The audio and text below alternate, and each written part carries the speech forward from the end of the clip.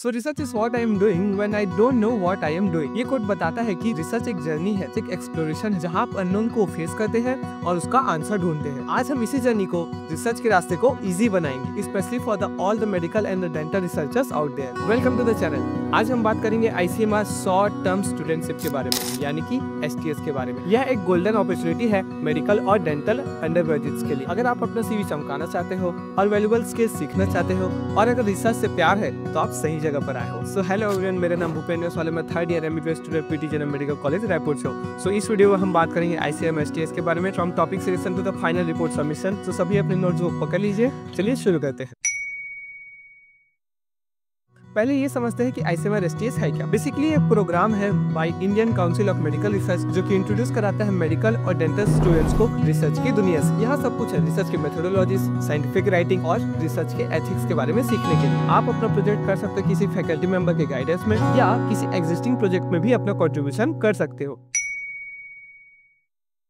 अब आपको STS क्यों करना चाहिए? भाई बेनिफिट्स तो बहुत है। सोचो, आप क्रिकेट खेलते हो, आप सिर्फ प्रैक्टिस मैचेस में ही खेल के नेशनल टीम में नहीं जा सकते। उसी प्रकार से पढ़ने से ही अच्छे डॉक्टर नहीं बनते, आपको उसके लिए प्रैक्टिकल नॉलेज बहुत जरूरी है। ICMR STS ऐसे ही अंडर ग्रेजुएट्स को बहुत सारे वैल्यूएबल प्रैक्टिकल स्किल्स के साथ रूबरू कराता है। इसमें आपके बहुत सारे स्किल्स डेवलप होंगे, like literature review, data analysis. इससे आपका CV बहुत ही ज्यादा स्ट्रॉन्ग हो जाएगा। जैसे रिज्यूम पे क्रिकेटर लिखने से ज्यादा value participated in national level, participated in state tournament लिखने की होती है, वैसे ही सिर्फ मेडिकल स्टूडेंट लिखने से ज्यादा वैल्यूएबल ICMR STS पार्टिसिपेंट लिखने का होता है। प्लस ये एक फैंटास्टिक तरीका है किसी भी स्पेसिफिक एरिया ऑफ मेडिसिन या फिर डेंटिस्ट्री को एक्सप्लोर करने का जिसमें आपका इंटरेस्ट है। और हाँ, रिपोर्ट सबमिट होने के बाद स्टाइपेंड भी मिलता है।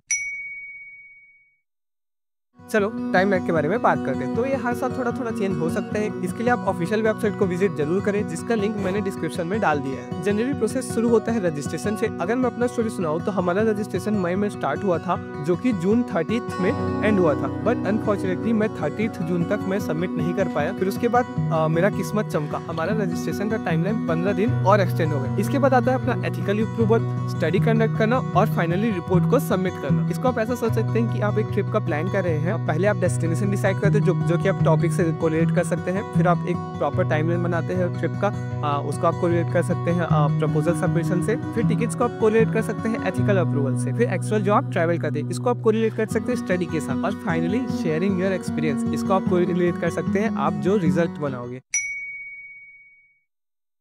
सबसे इम्पोर्टेंट है प्रपोजल बनाना। यहीं पर आप अपने रिसर्च प्रपोजल के बारे में बताओगे। Imagine you are pitching a business idea, so your proposal is your business plan. Proposal making को हम लोग 4 पार्ट में डिवाइड करेंगे।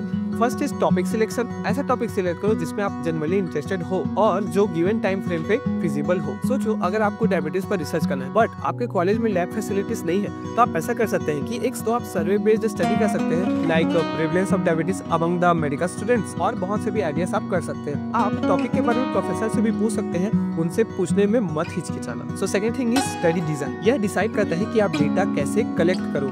Think of it like choosing a right tool for a job. Undergraduate STS programme के लिए observational studies को best माना जाता है। Third thing is the literature review. यहाँ आप अपने टॉपिक के एग्जिस्टिंग जो भी रिसर्च हुए हैं उसके बारे में आप जानेंगे। जैसे अगर आप डायबिटीज पे रिसर्च करें तो आप पढ़ेंगे कि डायबिटीज पे अभी तक कितने सारे रिसर्च हो चुके हैं और कौन कौन सी चीजें अभी भी रिसर्च होना बाकी है। आपको इससे एक आइडिया लग जाएगा कि आपको आगे कैसे बढ़ना है। Fourth is referencing. आपको अपने प्रपोजल में लास्ट में आपको रेफरेंस करके टॉपिक डालना होगा, जिसमें आप जितने भी आपने रिसर्च पेपर पढ़े होंगे उनका एक रेफरेंस डालना पड़ेगा। यहाँ से मैंने इस टॉपिक को स्टडी किया है।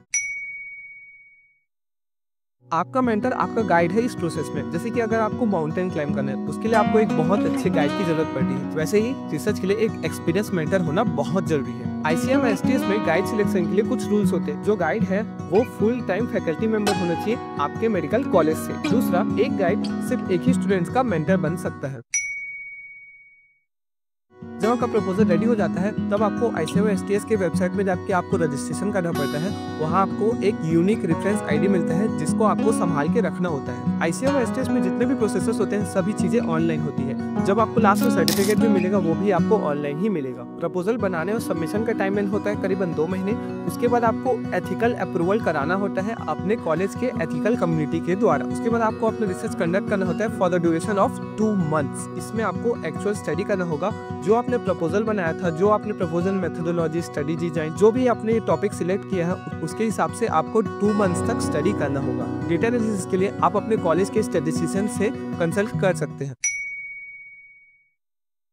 आपके स्टडी कंप्लीट होने के बाद आपको अपना रिपोर्ट सबमिट करना होता है ICMR में, जैसे कि आप अपने आंसर शीट को कॉलेज में सबमिट करते हैं वैसे ही, जिसके बाद फाइनल रिजल्ट आपका आ जाएगा। अगर मैं ICMR 2024 के बारे में बताऊं, इस साल करीबन 1500 मेडिकल स्टूडेंट्स और 500 डेंटल स्टूडेंट्स का प्रपोजल सिलेक्शन हुआ है। बात करेगा स्टाइपेंड की, तो अभी 15,000 आपको जब आपका प्रपोजल सबमिट हो जाएगा तब आपको मिलेगा। सेकंड 20,000 आपको जब आप अपने स्टडी को सबमिट करोगे तब आपको मिलेगा। जब आप अपने फाइनल रिपोर्ट को जब आप सबमिट करोगे तब आपको अपना थर्ड स्टाइपेंड, उसके साथ ही आपको अपना ICMR का ऑनलाइन सर्टिफिकेट भी मिलेगा। तो रेडी हो रिसर्च जर्नी पे निकलने के लिए? डिस्क्रिप्शन में दिए हुए ICMR लिंक को जरूर चेक करें, उसमें आपको अपडेट्स मिल जाएंगी। और वीडियो को लाइक करना ना भूले और शेयर करना ना भूले, क्योंकि बहुत से स्टूडेंट्स को ICMR STS के बारे में पता नहीं होता है। तो इस वीडियो को ज़्यादा से ज़्यादा शेयर करें ताकि बहुत से लोगों का नॉलेज बढ़े। और इसके बाद मैं प्रपोजल सबमिशन कैसे करना है, उसके अलावा अगर और भी कुछ डाउट्स है तो उसको मैं जरूर कवर करूँगा अपने नेक्स्ट वीडियो में।